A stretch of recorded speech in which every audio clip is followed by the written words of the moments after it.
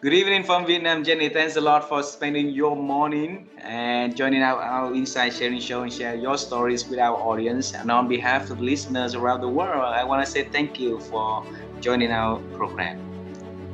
Thank you so much. I'm super excited to be here. It's an honor. I know that this is your 555th episode, so super congratulations to you and a warm welcome to your audience. And thank you again for having me here. Thank you. And Jenny, since you haven't been to Vietnam, please accept our invitation. If you ever decided to travel here, you have your new friend here, you have a new family. We'll be so happy to take you around town. Okay? Thank you. Thank you so much. Actually, one of my best friends from college is Vietnamese American. So I'm a little familiar with the culture, but I didn't have the pleasure to travel yet. I really look forward to that. And me too. I look forward to seeing you in person too. Wonderful. And for a little taste of Vietnam, since you have your best friend is a Vietnamese American, right? So you know the culture here. It's very honor for us to have you to do a little introduction about who you are and the works that you do currently. Is that something that you can do for us? Yeah, of course. Thank you. Basically, so as I mentioned, again, my name is Jenny Fernandez. I am actually from Latin America of descent. I was born in the Dominican Republic and I moved to New York when I was 12. So very much, an immigrant story to the United States. And I think I hope I exemplify the American dream, an immigrant who came, who obviously as many Latin American and Asian Americans and Asians were very family focused, very community focused. Education has always been a big part of my life. I remember from my dad when I was little, helping me back then memorize the numeric tables. I know that's not relevant anymore, but it was just, again, really, really emphasize the power of education and how it can help you elevate your life, give back. And I think this is something that I have, that growth mindset is something that I have carried out through my entire life. This is why, I went to school here in the city, to Columbia University, where I studied math and operations research. So and if any of your audience members are career switchers, I am one of them as well. I went from being a very kind of a math and science focus to now doing marketing. So I pivoted in my career after I went to business school and kind of continuing my education theme. I also now teach. I am a professor at Columbia Business School and at New York University School of Professional Studies, where I teach marketing and leadership. Beautiful, beautiful. So now I have a first time talking to a person that make American dream become true.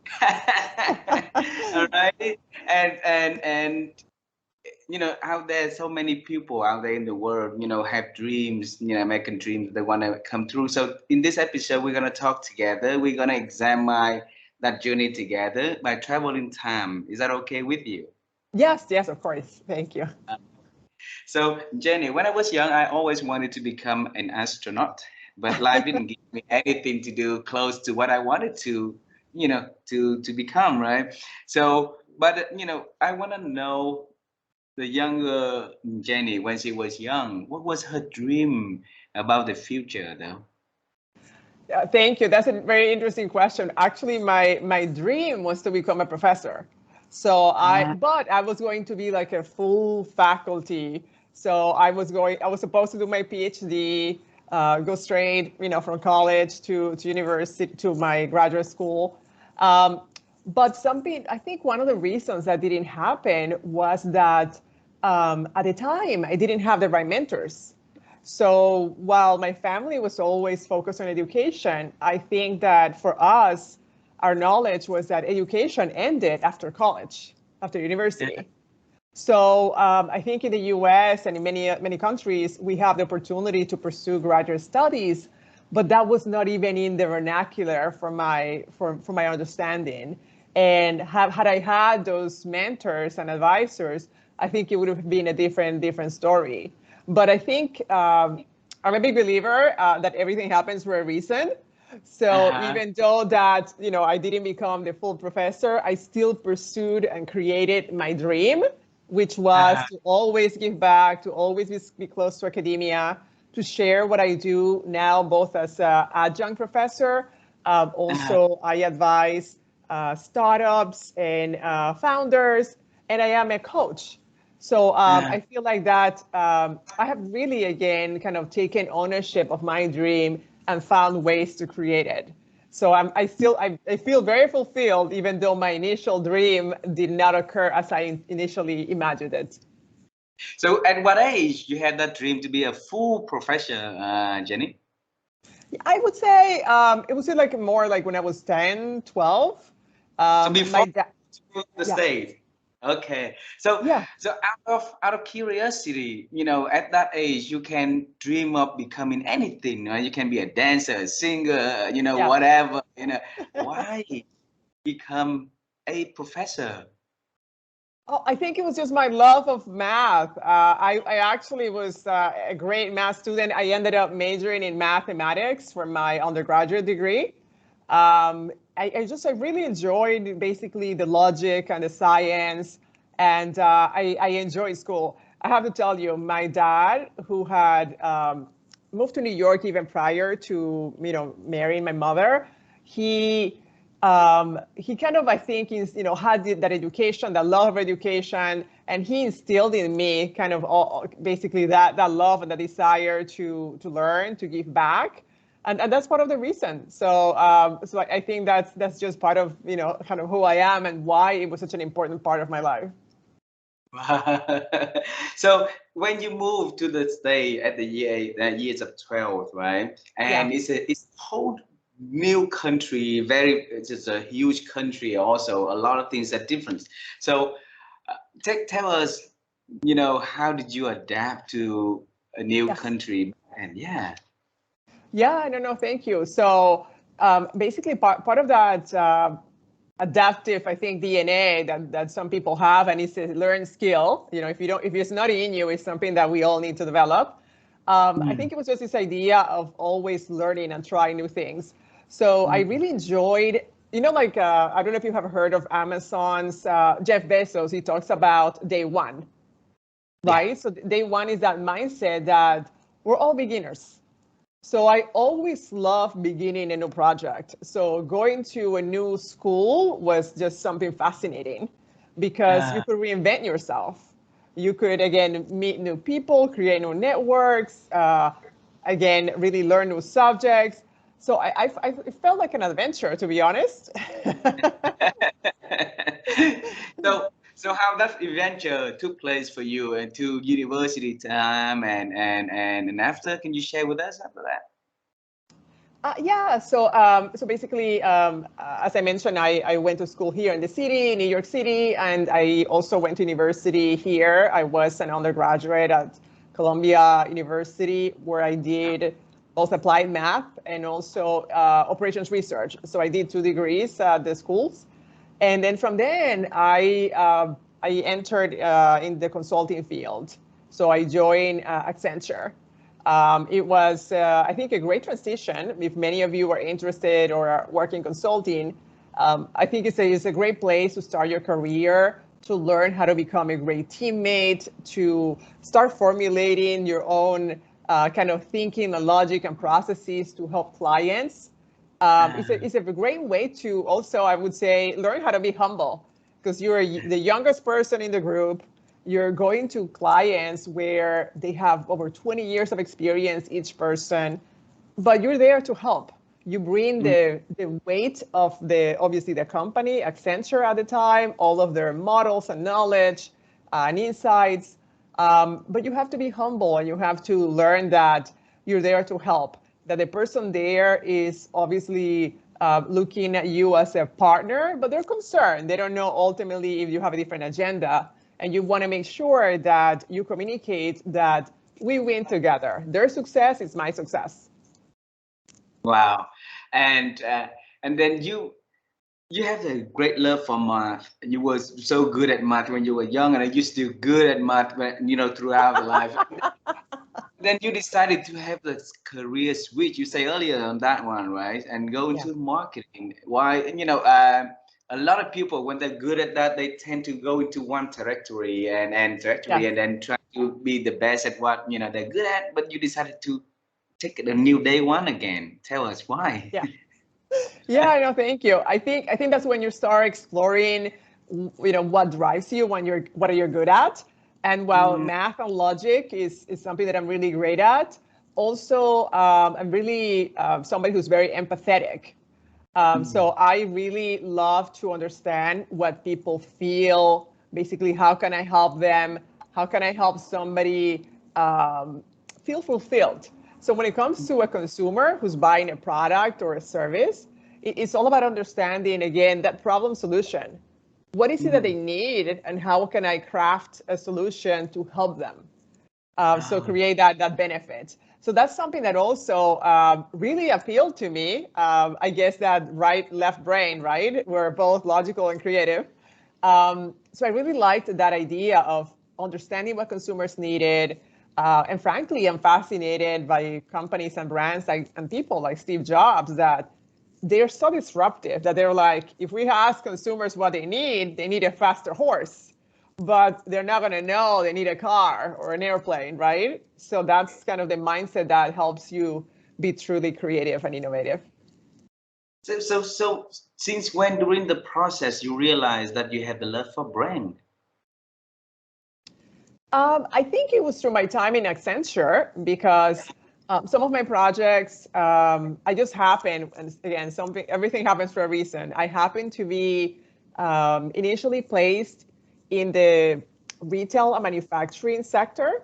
So all of my Ah, clients were retailers, brand owners, from Toys R Us to Nordstrom's to Miller Brewing Company. So they all had products and they all had basically a consumer that they needed to service. So my ah. goal and my team's goal was to help them better create an experience for consumers, that satisfaction, build that loyalty. So I think it was instilled in me from my time with Accenture. Wow. And then you went on as a consultant to help a client to get to be better at servicing their clients. You ended up getting to that field and being very successful as a marketer. So you tell us, when you decided to leave Accenture, because Accenture was a very good big company, reputable Yes. company, and go into something completely new. Who did you talk to, and what advice did you get from that person, for you to be confident and make the move? Yeah, that was very interesting. So I think, again, it goes back to my need for continuous learning and that growth mindset. After it was my 3.5 years with Accenture, I just felt like, well, what's next? Oh, I felt like, how am I going to invest on myself to continue to help me kind of learn more, catapult me to a new area. So it just felt like, I wanted to learn more, and I had become great at what I do. But sometimes when you become essential, they keep you in the same type of projects, in this, you're in the same group for a long time, and you feel like you have checked all the boxes. So ah, around that time, then I decided, okay, I'm going to go to business school. And if you know the U.S. business school process, you have to start like a year and a half in advance because you have all of the exams, GMATs or GRE at the time. Um, and I was speaking to students, because ah. again, you go to the customer, right? So the universities have all these students. So I went to them. I talked to them to try to understand the culture of each institution, the fit, to see if I'm going to spend 2 years of my life and $250,000 investment, I better be happy. And what did they tell you? Remember still? Yeah, so I mean, each one highlighted what was unique about their institution. Obviously, when you're looking at the top 10 schools, they all have great professors. They all are great at what they do. So it's really the fit that Ah, matters. Where do you feel at home? And many institutions have different feels. So that's why I always advise to talk to the people who are there, to talk to the students and the alums so that you can see Were they able to take that knowledge and apply it, and are they successful? Talk to professors if you can. And then also I had the opportunity to physically go to the universities, to the grad schools to see basically, again, the culture, the fit, go to our classes. So I mean, a lot of the times what they highlighted was the strength of the alumni, obviously if they were able to break into the right field. So it was a nuance that you have to, as I mentioned, it's more of a culture fit. So you have to go there and experience it. Wow. So Jenny, speaking of $250,000, back there it was a lot of money. It still is a lot of money back now, right? So a young little girl, Jenny, after a few years working with Accenture, check all the box and tick all the box already, you decided to, willing to gamble to for further educations and pursue something that, another half of her brain call her to respond to. So who else in the process that you talk to, that give you the comfortability that, hey, go and do it, Jenny, or just you to decide all yourself? No, I think, obviously I consulted with my parents. I think that they really, again, saw that I had a plan, because I've always been somebody who has a vision.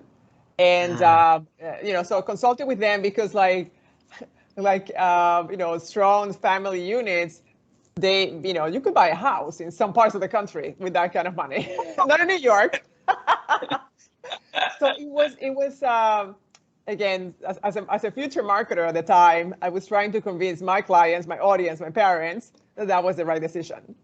So, I talked to, again, so really sell to them how I thought that was going to open up new opportunities, what was my vision of success, why that was going to allow me to pivot, and why did I think it was the right time to do so.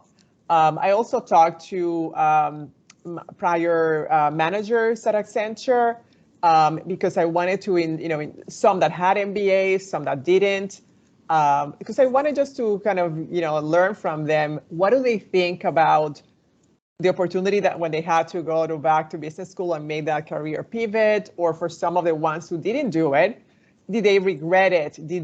How were they able to continue to build on their growth? And I think it was just, again, consulting to many advisors and mentors and sponsors to understand what was the right thing to do. And Accenture was very supportive. They actually gave me a sabbatical where I could go away for the 2 years and I could come back. So I also had that reassurance, which was great, that I had a job. So I think it was kind of all of those combinations. And frankly, sometimes you have to be bold and ask yourself, the number one person that believes in you should be you. So I said to myself, can I get the return on investment on this? And I'm like, yes, I believe in me. I believe in what I can do. And I know I can come back and make up for it. And that was a huge, I think, bold leap of faith that I did. But those are the steps that you have to take to catapult your career and catapult your life. And I have to be honest and share with you and the audience that I had a full ride to go to NYU. And NYU is a magnificent institution and great place. But I said to myself, where I am in life, what is it that I'm looking for? And I wanted to do one thing that appealed to me about Kellogg, the school that I chose, was the leadership and the student-led organizations and lifestyle for the business school. And that was something that I wanted. I had been an amazing student, but that was not, that I checked the boxes. That was not my goal. I wanted to become a leader. And I felt this culture, this student and leadership focus that the school had and teamwork was going to allow me to thrive as a leader. And that was the kind of what I wanted to develop at that moment in time. And that's what I did. One example that I can tell you, I ran with, I think it was 4 other individuals, and we won. We ran to be the next leadership for the marketing club at Kellogg. And it's like an 800 person club, we won, we ran for, like, it was like politics. We ran for 3 days campaign. And it was an amazing experience. I became the leader that I wanted to be, and I created the opportunity by actually stepping in and running for this institution, this club. And it allowed me to, again, focus on my customer, my student community, and also focus on another customer, which was the companies that were looking to tap into our Kellogg community. So I think every step, as you have seen, that I have done has kind of moved me a little further to understand, how do I service the customer? And how do I take what I have and how do I develop myself? And that's what I try to do also with my students and with my coaching clients. Jenny, earlier you mentioned that you always have plans. So you look into the future and plan now, how you're going to get into the future, right? And around us, not a lot of people have plans for their lives. So, and you have bold plan that require a lot of determination, a lot of commitment, and it's been scary for a lot of people also. So at a young age, how could you look into the future and the uncertainty in the futures and make a concrete plan like that? Could you share the secret with us? Yeah, no, of course. So I think it's about focusing on, like Franklin Covey would say, or Stephen Covey would say, sorry, you focus on the circle of influence, right? You focus on what you can achieve. I cannot be so worried about everything else. And I know that we all are, because the world's changing from the pandemic to ChatGPT-4, now able to read images is going to put us out of a job. But this is what we need to do. We need to basically take the changes that are coming and try to evolve, right? Use those changes to help us become better at whatever we do. But frankly, really what I do is just focus on what is within my circle of influence. So I create goals for myself, just as I would for a client. What are my goals for the next 3 months? But ultimately, that is always working towards a bigger goal, right? My North Star. Right now, one of my goals basically is to write a book. So I've already started doing research, interviewing people, qualitative research. Hopefully soon in the fall or early next year, I get to do some quant research. I brought in a lot of people in my network who are authors, so I talk to them, learn from their experience, speak with publishers. Again, all of the steps that I'm doing is really to become more educated about the steps of writing this book, this big project. But it could be very overwhelming if you just think about it. How in the world am I going to write a book? Of course, I know about that. Jenny, so the love that you have for science only keep you working at Accenture for 2.5 years. And then, until you move into the space for marketing. So it's a new file of interest and love of what you're doing, but you stay in there very long time until now. So what keeps you be in the space of brand, in the space of marketing for these years? Great, yes. And I just want to clarify, I was with Accenture for 5 years. Oh, so 5 years. Yes. It's just, I think, after 3.5, then I apply for business school, but that takes also a while. But yeah, no, so marketing, what I find so interesting about marketing is that every brand presents a different challenge. So one of my early brands was actually post-select cereals and cream of wheat. So imagine, cream of wheat is a brand in the US that caters either to boomers, like late boomers, or young babies, because it's easy to consume. It's a warm cereal, a little bit like oatmeal. So very, very different. Yet my other brand was another breakfast cereal, but cold for families. So anyways, what I'm trying to say is that was one great learning experience, because I was trying to understand how to cater to all of these different consumer targets, the brand, When I spent 3 years in Asia, I was living and working out of Shanghai in China. But I was the region director for Oreo in Asia Pacific. So overseeing the strategy, the innovation, the margin projects, the communication and pipeline for the Oreo brand. So that was very different and challenging. Every country is different and everybody wants to talk about their differences. But when you elevate and think about what is the unique value proposition, what is the mom everywhere want to do? And she wants to have that, that reward, that special moment with her kid, that slow down. And that was at the time what the brand provided. So as you can see, it's something that can really keep you interested in the work because every brand is different. I was also doing very creative work, with the communication, but I was also doing very much analytical work, doing pricing studies, looking to reposition the brand for growth. So it's just always learning. So that's part of the reason that I stayed, both with the company and also in the brand marketing for a long time. And just to piggyback to where I am today, I have taken that positioning, that love of positioning and branding to people. Because all of the principles, the theories, the learnings that I used during my 20 years of experience, branding companies and brand and marketing brands, I can use in personal branding, helping people position themselves for career growth, for what's next, to become board members. So those same learnings, you find a new application, and that's how you continue to evolve and learn. And how do you make the connection from like a product brand into the personal brand? How can you make that connection though? Yeah, so that's always basically keeping an eye on externally. The categories was always changing. Personal branding is something that appeared, I would say maybe 10 years ago, started appearing where people started realizing that because of technology advancements and social media, we needed to brand ourselves. There was no need for TV or for big budgets.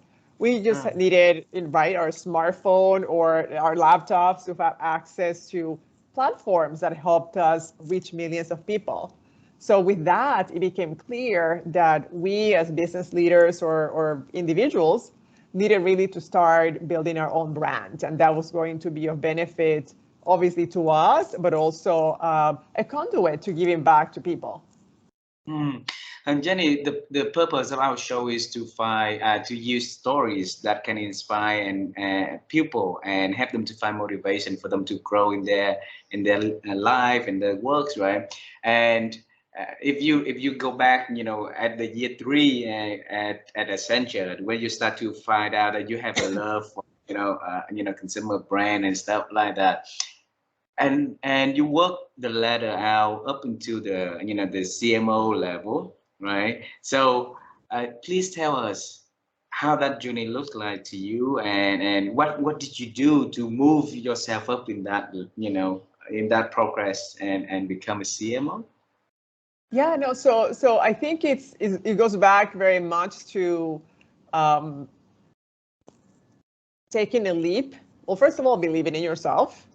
So I think, obviously my first big leap was moving to the US, and that was not my doing, that was my parents, but I was very excited, right? So I embraced that challenge and the opportunity as a way of learning.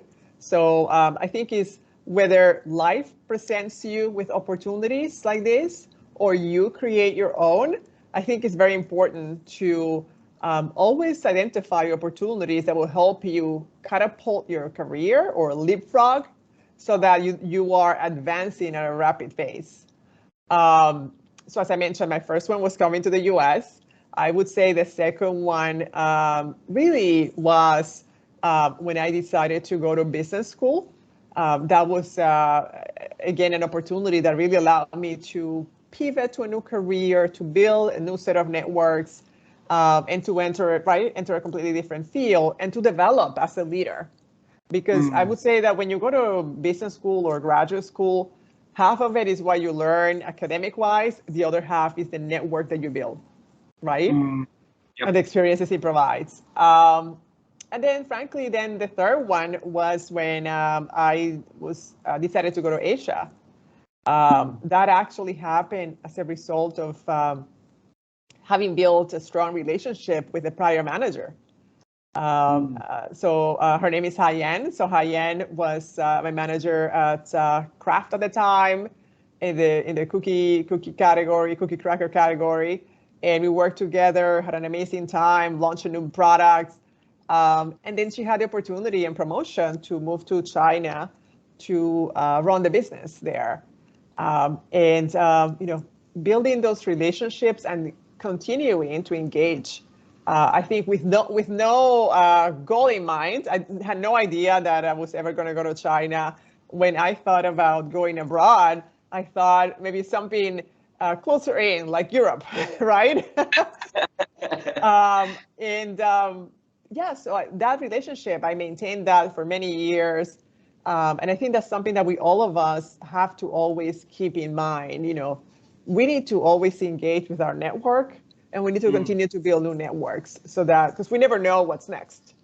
And then when she needed somebody to help her, when she kind of got promoted to the region and she needed somebody to help her with the business, you know, she invited me to, she called me about it, and it was myself taking that leap, you know, and making that happen. And that helped me again see myself as a global marketer, develop my influencing skills. You know, because when you go to another country, it's not like everybody reports to you, but you have to influence and give value.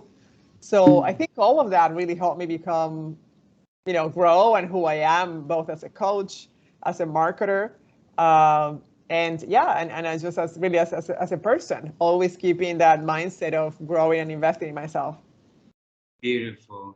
Jenny, you mentioned about the word opportunity a few times in our conversation up until this point. And I always remember my mentor, and he's my coach. And he told me years ago that opportunities fly by in everybody's eyes, any Yes. moment. It's just whether or not we can see it. And if we could see it, it's whether or not we be able to capture it, catch it, and and make something out of it. And unfortunately, not a lot of people will be able to see, not even talk about capturing those opportunities. So how how could you see the opportunity in front of you, and quickly jump in and capitalize and seize those opportunities? Can you share some tips on that? No, that's, yes, thank you. That's a really great question. So, I think it goes back to always being clear about your goals. And again, your goals don't have to be, you know, North Star or huge. It's just really making sure that you're always working towards something, because otherwise life is passing you by, right? So you want to be the one driving your career, your life, your learning. So when you have those goals, then you look to either for opportunities that present themselves, or you look to create them. One example I can tell you is when I came back from Asia, I decided that I wanted to, because I always told myself, oh, I'm going to be a professor when I retired. And then through some coaching work, I realized is that why am I waiting to when I retire to be a professor? What's holding me back? I asked myself. And the only person holding me back was me. Nobody's ever said no. I never even knocked on anybody's door, right?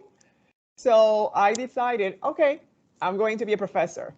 Then my goals became, well, how do I create a plan to get there? So it's very interesting. So then I started doing many things. I said to myself, well, I need a network. I need to network with professors. So that was a goal that I had. And I put it out there to my, you know, I say it's to the universe, right? My friends, my network. And then I started making those connections. Another one was, I said, well, I need a portfolio. So I need a resume. And I needed to create guest lecture opportunities. So I have to tell you, it was almost like looking for a full-time job. I was looking to create those opportunities, and I created them. and I have to share with your audience because it's kind of funny. My first opportunity as a guest lecturer came to me on a Friday night. They told me, we have an opening for Monday evening. Can you make it? I was like, okay, sure. I didn't even have a presentation. I didn't have anything. And it was going to be in the city at the Fashion Institute of Technology on a pet marketing class. I was like, oh my God, I don't even have a pet. So this is why I tell you, first, I put it out to the universe that I wanted to make that happen. And when the universe gave me something back, even though it was not ideal, it was not exactly what I wanted or with enough time to prepare, I said yes. So another recommendation that I would have for your audience is, put the opportunities out into the universe, tell your network and everybody you know what you're working to do. The other one is say yes. Don't be afraid. It doesn't matter. You will figure it out. If you believe in yourself, you will make it happen. I spent that weekend putting together my presentation. I worked from home that Monday so that I wouldn't, get it stuck in traffic. And I, like we say here, knocked it out of the ballpark, home run, because I made sure that I, saw it as this is an opportunity to impress the students, to teach them. The principles are the same. It's just a different product. I'm speaking to, dog owners, these are their children. So same way as I would for any human product. So I took it from that perspective and it was just amazing. And that is just, your, that's the success, coming from your DNA, being able to, identify what you want, then have a plan of how to accomplish it, and then say yes when opportunity knock the door, right? When I talk with you, that there's a lot of time when you have a new goal, then you ask yourself, the big question of what's next and stuff like that. I'm curious to know what kind of questions you ask yourself on a daily basis though. Yeah, and that's a great question. And I have to share that this process is a result of coaching. Like I was a coachee. Somebody was coaching me. And part of my, my plan was, again, put together, and this is what I do also for my clients and what I do in marketing, you put together a strategic plan, right? A strategic plan, you have a goal, then you put strategies that help you get closer to that goal. So basically, I would ask myself, every day I ask myself, so what am I doing today to make, to achieve my goals, right? To work on me. And I always ask myself, what needs to be true for me to accomplish that goal? And, in order for it to be true, I need to be working towards it. First of all, if I'm not, nobody else is. And then the second one is which is an assumption that sometimes we have to break. Sometimes we think that we have to do it on our own, and that's not true. Ask for help. Ask for help. Ask for help. This is why I ask my friends and my friends and family, hey, I want to teach. Do you know anybody? A friend of a friend was the one who introduced me, reacquainted me with somebody that I knew and told me he's teaching. I was like, wow, how did you make that happen? I had a one-on-one and, told him about what I needed. He told me how he did it. He was my first introduction to one of the schools that I later applied to. Wow, beautiful. So, right? Yeah. Jenny. So it's just putting it out there. Yep. So say yes and put it out there and ask people for help when we needed it, right? So don't afraid asking for help. Jenny, I enjoy really the conversation. I enjoy the energy and everything that you put in here. You seem very happy and imagine the person with a lot of tasks on your shoulder, a task as a marketer, a coach, and a lot of roles, responsibility, and a lot of ambitious goals out there. And you are very happy. Tell us what the secret that can make you having the balance between the work and the life, and then you can still have the energy to be, to to be happy and sharing, you know. Yeah, no, it's very interesting because people have different energies. Like I'm a very positive person to begin with. Some of my Mm. friends that's not their default. They're more either realistic or realist, or some are cynical, and it's fine. But you have to Ah, know who you are. So I tell myself, so one thing that I have to be sure is that my happiness or that my positivity doesn't interfere with me achieving my goals, because I tend to say yes to a lot of people. And oh, and for example, time is one of the biggest resources that we know that we have or lack, right? You can get more money, but you cannot get more time. yeah. So so what I do is again, always find or create time, right, for things that make you happy. Mm. So, whether or not, for example, I'll tell you, I'll share with the audience, something that makes me happy is to laugh. So I Ah, actually, at the end of my day, every day, and even if I'm brushing my teeth or getting ready, for bed, in my iPhone, I watch some comedy, ah, because I yeah, want to ensure that I'm, kind of resetting, that I'm allowing myself to have joy through the day, because otherwise it's just give, give, give, give, and it's very draining. So, beautiful. whether it is, I love yoga, so exercising, I need to do more of that, exercising, making it easy. So it's, again, finding ways to always build some joy in your everyday life. And that's actually one of the things that I have in my, one of the goals that I have, if, it's really to build that joy in, because otherwise it's a lot of work. Yeah. Yep. And Jenny, the world of marketing also has changed a lot, over the years, right? So out there, there's a lot of people ambitious enough. They want to become a good marketer. They want to get into this field, and our job is to help them to be successful, all right? Yes. So Jenny, uh, if a person want to switch the career onto become a marketer and want to be successful into in this profession forward, what skills do they need to prepare now so that when they making the switch, it's gonna help them to bridge their gap easier? Yeah, no, that's a really, really great question. So I would put a high emphasis on the soft skills. Mm. Um, because obviously, as a marketer, you may need some hard skills depending on the field that you're in, whether if you're in PR or digital media. But the soft skills are really what are going to help you keep being relevant. Mm. So having a sense of empathy so that you understand what does the customer want and need at the moment in time.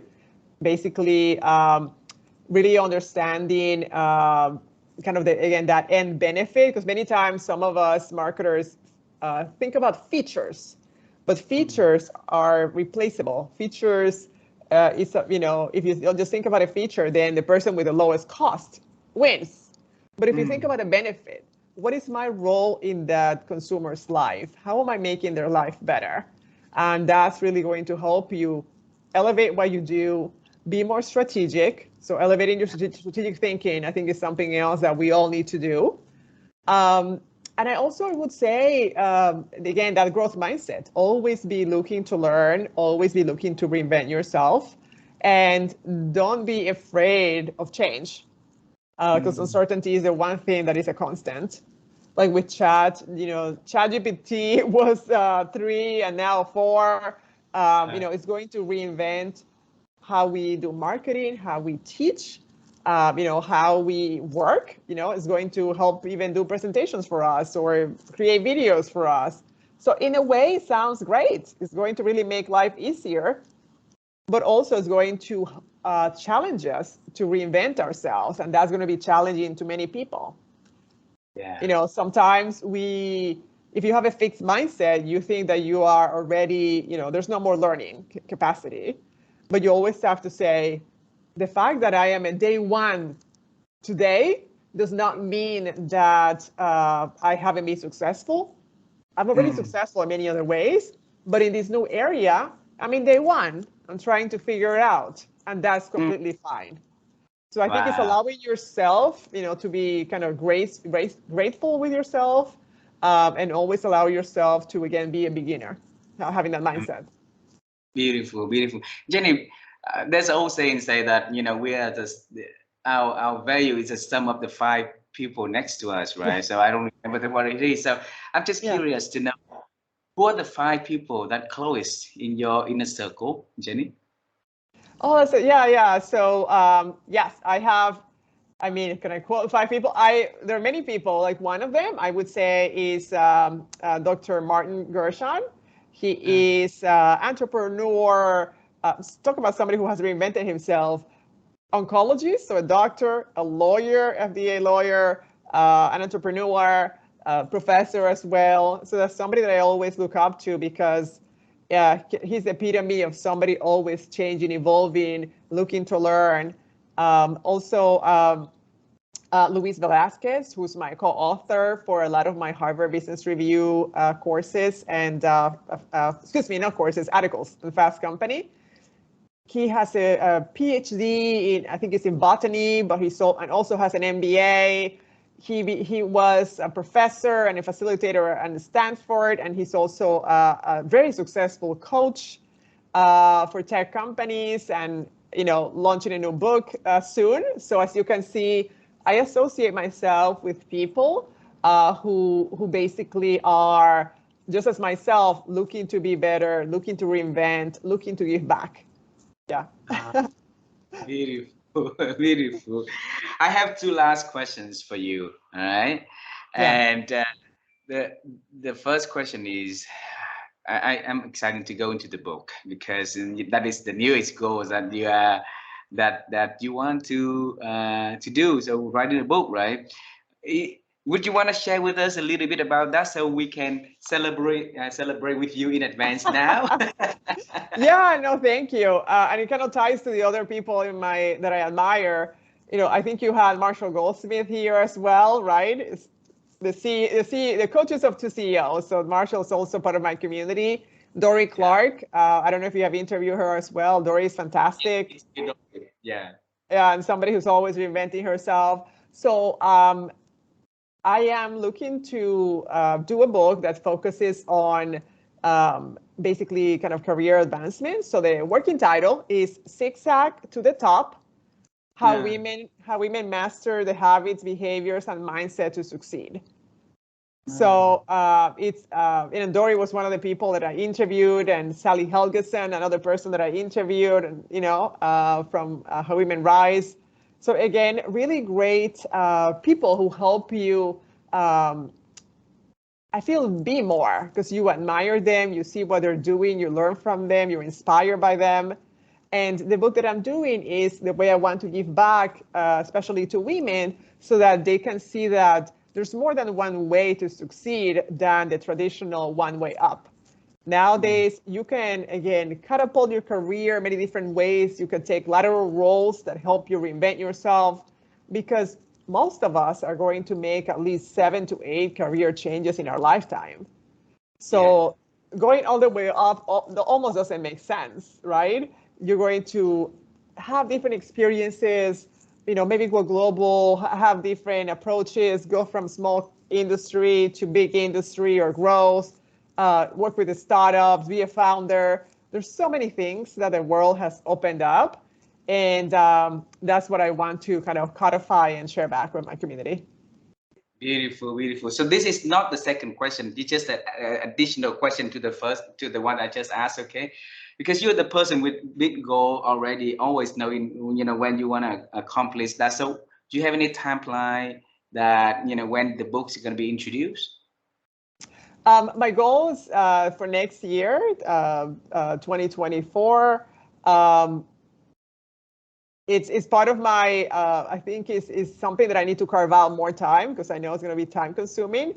So that's why, I want to make sure that it fits with the rest of my life and schedule, and that I get the right help. I think, maybe even getting a kind of obviously a publisher, an agent, even a writing coach. So I think because writing for a book is very different than writing the articles that I've been writing, which are great.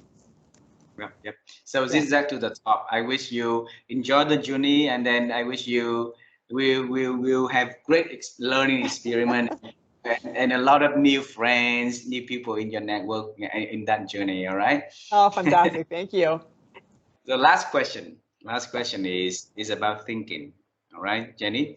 I really love you and the way that you think. And one of the mission that my wife and I are doing together is to help people to improve their ability to think, because we believe that thinking capability in us this day is diminishing. And if we can talk to experts, we can talk to people who success, if we can talk to people who who are great thinker. In the case here is you. So we ask you this question: how have you been helping yourself to expand your ability to think over the years? Yeah, no, so basically, one of the things that I do is that I love to read. So Mm. when and I'll be completely honest, as somebody who learned how to speak English as a second language, I am not a very fast reader with a physical book. So what I do is I do audiobooks. Ah, So audiobooks are becoming, I think, very, very popular. 30% at least of the people actually use audiobooks. So I listen to a lot of books, whether it's like I mentioned, Marshall, Sally, Dory, all of the different people in my community that write that are so amazing, Daniel Kahneman. Um, and I also read a lot of articles. And it's very interesting because that was not, how do I say, reading and writing is something that I did, but now I do it with intent. Like I mm, want to be better. I want to be inspired. And you're only inspired by the people, again, you surround yourself with, by the people you put in your network and the books and whether it's the movies that inspire you. But I feel like having that as part of your everyday life is very, very important. Podcasts or however you learn, if you like to read or listen, I always advise people to find a way to integrate learning mm. and inspiration into their everyday life. Beautiful, beautiful. Thank you so much. I I say earlier that I have two last questions for you, but I would like to have one bonus question. Is that Yeah. okay? Because you say earlier that you said that life take us, in different directions that we never know about that, Yes. right? So you didn't become a full professor because back then you may not have the right kind of mentor, the right type of person that you talk to. So if you close, if you look back into that time, if you had the right kind of mentor that helped you to become a full professor, you Yes. know, what would your life become? You, Yeah. No, that's very interesting. I think the fact that I would have been in academia means that a lot of the things that I have done or that I'm also planning to do would have happened. I would definitely have published books. I would have done collaborations like the ones I'm doing now for writing as well. I think because the fields are becoming more and more applied, and what I studied was applied math. It was not pure math. The application has always been a big part of my life. I want the work that I do not just to be a binder or a book in a shelf. I want people to use it to be better, to help themselves and create more results. So I think a lot of the things that I have done would still have materialized in a different way.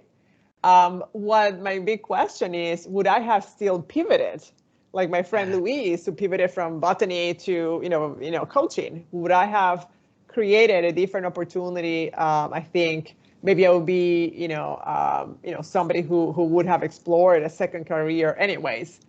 So yeah, I think it would have been a different version, but very similar.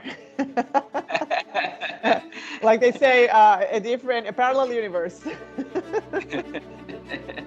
Jenny, thanks a lot for spend your time with me and the audience of the show. And it's such a great honor for me to know you and to Thank have you. you in our Likewise. show. And I really look forward to seeing you in person one day. And I will look forward to it. All right. Thank you so much. I really appreciate you speaking with you, giving me access to your community, and I'm very grateful for meeting you and your wife. Thank you again. Thank you very much. You have a beautiful Friday. Enjoy the weekend ahead. Thank you. You do as well. Bye, everyone. Bye bye.